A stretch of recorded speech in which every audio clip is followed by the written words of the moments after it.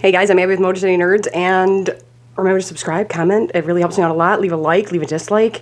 But if there's one thing that I love, maybe more than A Song of Ice and Fire, it's Stephen King. I don't care. I don't care if you don't like The Dark Tower. We don't acknowledge the movie here. We'll get into that. But yeah, I love the Stephen King universe. I love Stephen King.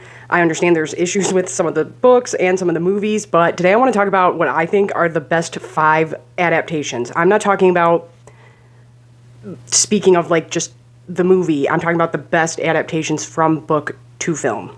I reference The Dark Tower so much on my channel. Like, I just think everything is connected to The Dark Tower that I'm shocked that I haven't made a video on it yet, but it's just one of those things, and eventually I'll get to it, but The Dark Tower gets wild. It gets wild.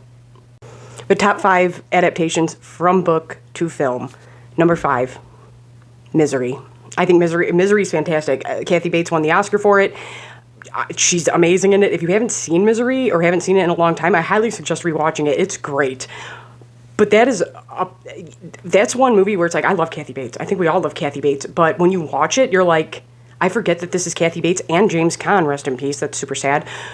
But that's a crazy film in general. That's a great thriller. It's, even if you don't like Stephen King or anything, you can still enjoy Misery. It's fantastic. So I highly suggest watching it if you haven't. Stephen King does a good job with, I know he struggles with endings, but he does a great job with setting up characters and things like that. And I would argue that his real world, don't get me started, scary stuff is almost scarier than Pennywise and The Overlook. I truly do. Misery is also something Stephen King really fears, and that's why he wrote about it. He is afraid. That's why he doesn't do a lot of public speaking and stuff, because he's afraid that somebody's a psychopath. And especially nowadays with the internet and everything, man, some people just aren't right in the head. And now Misery, if you don't remember, and a lot of things, I'm not going to harp on this for too long, with Stephen King the book is way darker than the movie. And especially with Misery, there's one scene in that book that really sticks out to me, and I only read it, I think, once, and it's been probably 2-3 years since I remember I listened to it on PCM. So I don't know if I was on that job forever, but it had to be over, it might be like 5-6 years. It's when she starts hacking James Caan's character's fingers off and starts putting them on a birthday cake. I remember I was like, damn, whoa. And the movie's dark. Like, the hobbling scene, like, that gets really dark. But that's one scene in Misery that really sticks out for me, and that's not a knock against it. That's almost a perfect movie. It's fantastic. But all of these, I would say, get way darker, and it's just because you're reading something on the page, and it's way more detailed, and there are more scenes like that, but it's just, you know what I mean? But Misery is fantastic, and Kathy Bates is the GOAT. Number 4, Stand By Me. A lot of people forget Stand By Me is a Stephen King story. It's not, and that's one thing I'm going to give a couple of these a lot of credit for. They're not even novels. They're short stories. Stand By Me being one of the best, and that's a jammy. And I don't know if you'll remember, that is a Stephen King adaptation, but it is, and it's called The Body, and it's a short story by Stephen King. It's not called Stand By Me, and it's great. And I think I read that on vacation at the beach, because my sister brought an extra copy of it. I think it's Nightmares and Dreamscapes that one's in, and it's a bunch of short stories put together. But Stand By Me is a great short story, and it's, I mean, obviously, I know people that aren't really into movies, aren't really into whatever, but Stand By Me is their go-to jam. Kiefer Sutherland, the creepy older kid in that, or like older bad guy, like a tangible threat that's chasing them, isn't it Kiefer Sutherland? Because I really think that this movie is what establishes him being a crazy. Like, Kiefer Sutherland, some people love him for, like, isn't he the guy in 24? Like, I don't know, we went through a Kiefer Sutherland phase of people being like, oh, I love this guy, and I'm like, that guy gives me the creeps. And it's not because of anything he did in his personal life, it's just because of this, and people give this a lot of flack, but I love this movie. It's, oh my god, Freeway. Either way, I'm pretty sure I should take better notes, but Kiefer Sutherland he scared the shit out of me, and still does. Like, I can't see him past anything but, like, no, you're a crazy nut, and I should stay away from you. But it's because he disappears into those roles, and that there's something to be said for that. But yeah, Stand By Me. Number 4. Number 3, another short story by Stephen King, and is absolutely amazing.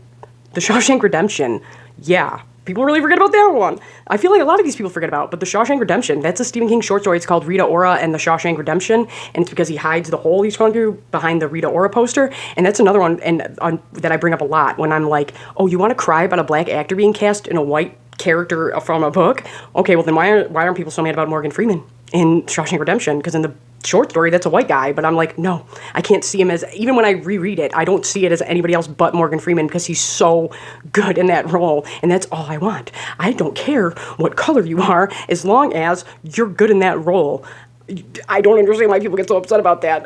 I can understand disappointment if you are like, oh, this is my favorite character on page, I can't wait to see them the way I see them in my head on the screen. I can understand being disappointed and going, oh man, not the way I wanted it, but at least I get to see one of the characters I love on screen. That's how I look at it. And then I'm like, okay, I don't know why people get so upset about these things. It's crazy to me. But Morgan Freeman in that is great. Everybody in Shawshank is great. I know people that's their favorite film of all time, and they don't even know it's a short story from Stephen King. This is why I need to take better notes also, because I really do. I think both The Body and Rita Ora and The Shawshank Redemption are both in Nightmares and Dreamscapes.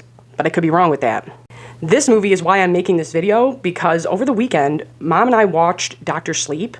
Now, I love Dr. Sleep, and the reason The Shining isn't on this list is because from an adaptation standpoint, no, it's not one of the best films. Yes, I think it's one of the best films probably ever made. In horror, probably one of the best ever made. It would probably be in the top movies ever made. It's a great movie. It's awesome. I love The Shining, the movie, but it's not Stephen King's story in that. But Dr. Sleep, Mike Flanagan killed it. Not only did Mike Flanagan kill it, but he put so many Dark Tower references in there that I was like, okay, there's no way that this kid is number 19, and that's, the number 19 is a big deal in the Dark Tower series, okay? It's a big deal. So when you see 19 in a Stephen King thing, you're like, are they fucking with us? What's going on here? But then you're like, no, they're not. Because later on in the movie, he had Dick Halloran's character say, Ka's a wheel. And I was like, oh my God, they said it! I don't know how Dr. Sleep missed me because I read the book and the book is great. I love Dr. Sleep. That's a great book. The Shining's great too, but like I said, it's very different from the movie. And even Stephen King has come out several times and been like, I don't like that adaptation because it's not The Shining exactly. He still uses the overlook and everything, but it's not, I don't think when it comes to adaptation, I don't think it's one of the best. I don't. It's more like he used those characters. It's almost like Christopher Nolan with Batman. It's like, okay, I'm going to use your world and your setting and your characters, but I'm going to kind of do what I want with them, but still tell this scary story at this place. And the book is very much about, like, your parent being jacked up to you and don't grow up to be like them. And then Dr. Sleep doubles down on that. And I loved this movie a lot. And not only that, the actors were great in it. They were awesome. And it really kept me on my toes. And I didn't think I would be. I was like, whoa. And I really don't know how this movie missed me. Because I remember when it was coming out and then I'm like, I think this is when I was going through a breakup. So we used to go to the movies all the time. And then like I kind of got away from it. And then I was working a ton. So I'm like, I think this is at that weird time and I missed it. Because I remember starting it at home a couple times, but I never finished it. And I'm like, oh my God. It also stays very close to the book. And I thought they did a really good job with that. And you start off really not liking Danny Torrance. And then by the end, you're like, oh my God, I love him. But I thought that did a fantastic job of explaining like the shine to people. And I really liked this adaptation. The woman who played Rose the Hat, was that Tommy Shelby's first wife? Because she was great. Okay, I don't, Rebecca Ferguson, and she was great.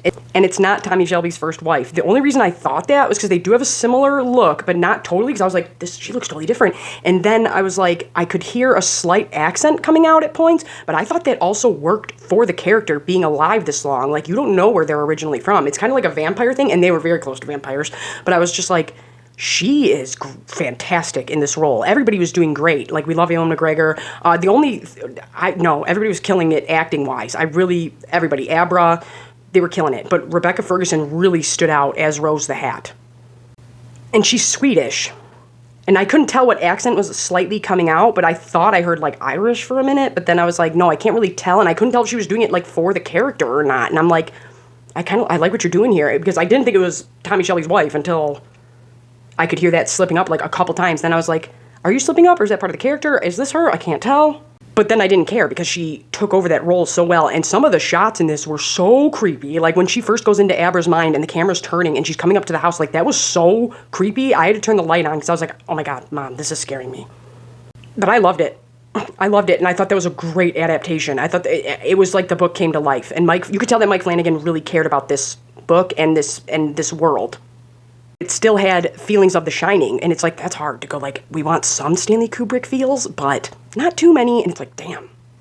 You want me to stand up? You want me to be, okay. Like, taking that on is a daunting task. You want me to do a sequel to not only one of the greatest stories ever, you want me to do a sequel to a movie that Stanley Kubrick made?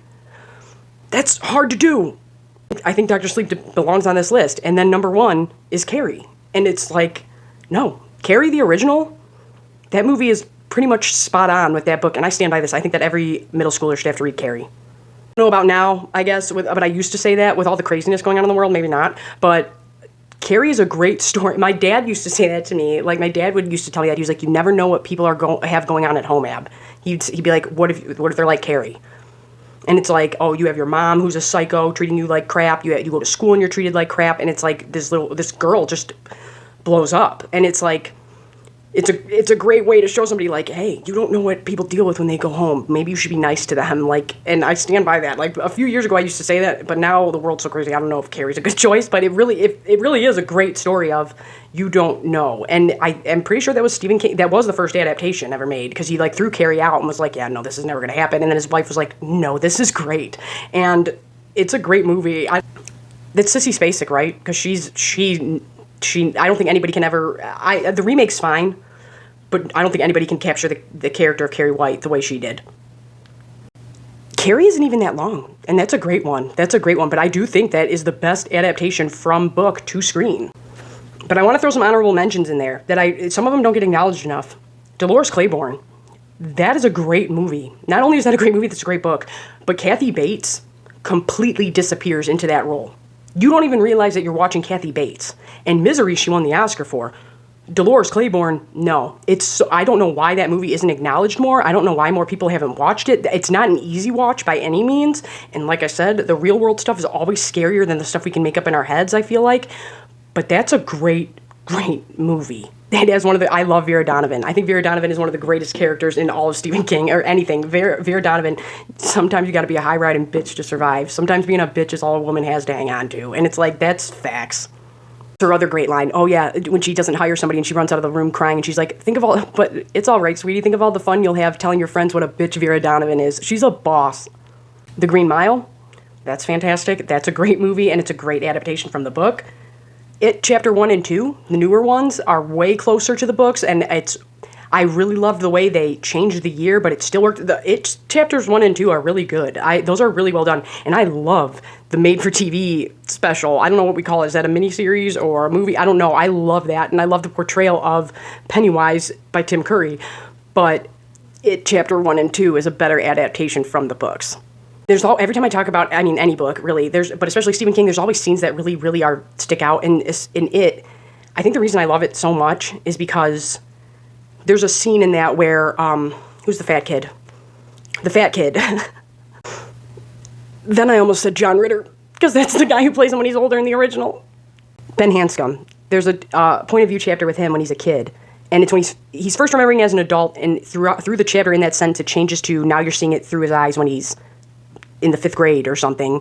I think it's 5th grade. And he's counting down the seconds to the clock hitting 3 o'clock so that he can get out for summer vacation. And I go and read that one little paragraph, and you're going to know, no matter who you are, no matter where you're from, no matter how old you are going to be like, this totally transported me back to elementary school waiting for summer vacation. And that's one of the best parts about it is it's kids are like that. Kids are resilient, where it's like, no, they might be dealing with some serious shit, whether at school, at home, whatever it is, but then all of a sudden they are, don't you remember being 10 and being like, this horrible thing's happening?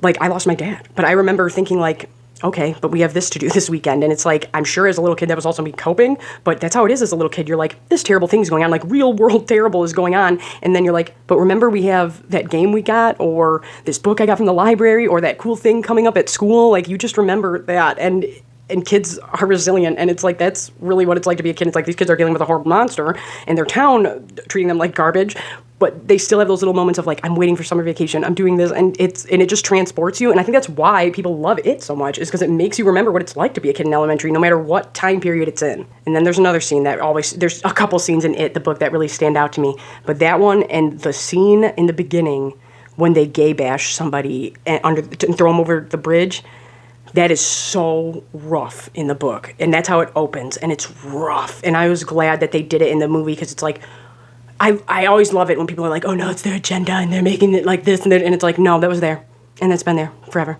And it's the opening chapter, and it's super sad, and it's super hard to read, and it's super hard to watch, and it should be, you know what I mean? But it sticks with you after you read it. Another one with Ben, when Pennywise looks like a mummy and he's walking up the frozen river towards Ben, that one always scared the shit out of me when I first read it. It's like I had to put the book down. Sorry, this didn't mean to be my favorite things from it. The book. Here's one not a lot of people know about. This is also a short story. It's called Apt Pupil, and there's a movie with Ian McKellen in it who's great, and I think it's better than people give it credit for. Apt Pupil's good, and as a short story, it's great, but as an adaptation, it's really good. It is. Now, Apt Pupil is this kid finds out that he lives by a Nazi war criminal, and so you think at first, like, oh, this kid's gonna snitch him out. He's gonna tell this Nazi's living down the street, and that's not allowed. The kid doesn't do that, though. The kid ends up being, like, a crazy, sadistic psychopath and is telling this guy, like, no, you're going to dress up in this SS uniform, you're going to do this, you're going to do that, and you're going to tell me how you executed all those people. You're going to tell me in detail. And then the Nazi's like, oh, my God, like, not what I thought you were going to rat me out. And then he ends up being like, no, you're going to do everything I say or I'm going to rat you out. So he's blackmailing him, and it's crazy. And that's another short story, but there's a movie that they did, and I think it's, as an adaptation, it's good, but I like Apt Pupil, and that's a really disturbing short story. Another really good adaptation, Pet Sematary. And Pet Sematary is, oh my God, that is rough if you think about the premise. Like, if you think in just Pet Sematary I would say that Pet Sematary and Cujo are the saddest to read. And probably Carrie, but Pet Sematary and Cujo are probably the saddest. But Pet Sematary, the ground is sour. Like, that movie just, it's burned in my head. But it's a very sad, sad concept. So I don't recommend reading it if you're in a rough place, and wait till you're in a good one. Because I remember there was a couple I was listening to that at work, and I remember I had to stop it a couple times. I was like, I gotta pause this and take a breath. Just because I had a lot of people, I mean, when do I not have a lot of people dying on me? And it's like, it's just, that's a like I said, that's a rough concept if you just think past, like, oh, someone's coming back, or your cat's coming back. It's like, these people are going through, like, serious loss, and I think that movie does a really good job of, like, they show Gage's funeral and stuff, and they show, like, even that little shoe flipping across the road, like, that image sticks with you. But we don't talk about the Dark Tower movie here, ever. We don't bring it up. We're not going to talk about it. We're going to pretend that it doesn't exist, because the second they said we're not doing, so I didn't mind Idris Elba being cast. I didn't mind, Idris Elba can do whatever he wants, by the way, but no. I don't know, they had all the things, and then they had all the parts to make it sound like, oh man, they could make a great Dark Tower or Gunslinger, and then they were like, we're only doing one movie. And everybody who's read the Dark Tower went, what? Pardon me? So you think shoving all this into one weight? You can't, unless you were, like I said, just taking the characters and the world and making kind of your own thing. But no, we don't talk about the Dark Tower movie over here, and I'm not going to watch it, ever. And if I ever do, maybe I'll stream it or something, but should we do that at 1,000 subscribers? At 1,000 subscribers, I'll watch The Dark Tower, and I'll do it with you guys. I'll figure out how to do that, and I'll probably go nutso. I'll probably go berserk. I'll probably break something. I love The Dark Tower, and the second they announced one movie, I was like, no. No. I'm Abby with Motor City Nerds. Make sure you comment, like, subscribe. We're almost to 1,000, so thank you. I can't even believe that. And like I said, at 1,000, I guess we'll watch The Dark Tower. I'll watch The Dark Tower with you guys, and we'll see how nuts it makes me.